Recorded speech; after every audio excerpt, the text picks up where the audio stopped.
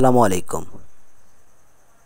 সকল বাইক ইউজারদের উদ্দেশ্য করে আজকের নতুন ভিডিও, চমক লাগানো একটি নতুন ভিডিও নিয়ে আপনাদের মাঝে আবারও চলে এলাম।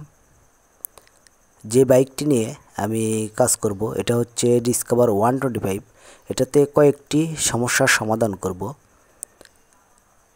টর্ক স্পিড, তেল, বাইকটি ঘন ঘন বন্ধ হয়ে যাওয়া, প্লাগ জাম হয়ে যাওয়া, এই কয়েকটি সমস্যা নিয়ে এই বাইকটির আমি কাজ করব।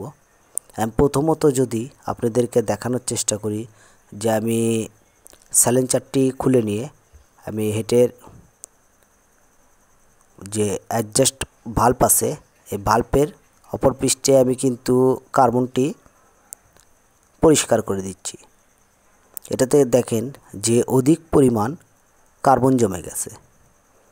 আর এই কার্বন যদি বাইকের অ্যাডজাস্ট ভাল্বের কাছে যদি কার্বন জমে যায় তাহলে সেই ক্ষেত্রে আপনাদের বাইকের কি কি সমস্যা হতে পারে অবশ্যই পুরো ভিডিওটি খেয়াল করবেন।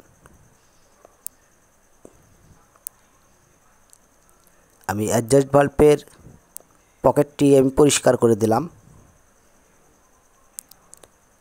এই অ্যাডজাস্ট ভাল্বের পকেটের পরিষ্কারের মাধ্যমে আপনাদের যে সুবিধাটি হবে সেটা হচ্ছে বাইকের যখন রিং পিস্টনটি দুর্বল হয়ে যায় তখন কিন্তু আপনাদের বাইকের ঘন ঘন প্লাগ জাম হয়ে যায়।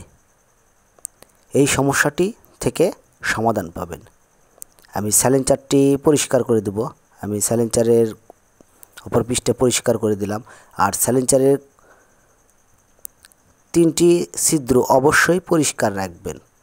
আমি যে বিষয়টি দেখাই যে সাইলেন্সারের মিডল পয়েন্টে, যেমন কিকারের যে মিডল পয়েন্টে একটা নিচে কিন্তু ছিদ্র আছে। যেমন আপনার বাইকটি রাইড করে রাতে যায় বাসায় রেখে দিলেন, সকালে দেখবেন যে এই জায়গায় কিন্তু পানি ঝরে।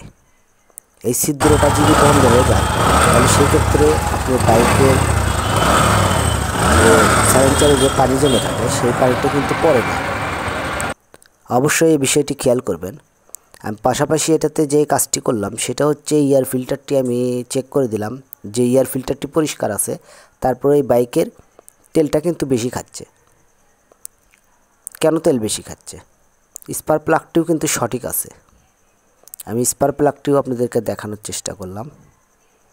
আপনাদের বাইকের যদি সাইলেন্সারের যে পকেটটি থাকে যেটা অ্যাডজাস্ট ভাল্বের, এটা যদি জাম হয়ে যায় তাহলে তোর বাইকের আপনি তেল সাশ্রয় পাবেন না, টর্ক স্পিড ভালো পাবেন না, ঘন ঘন প্লাগ জাম হয়ে যাবে।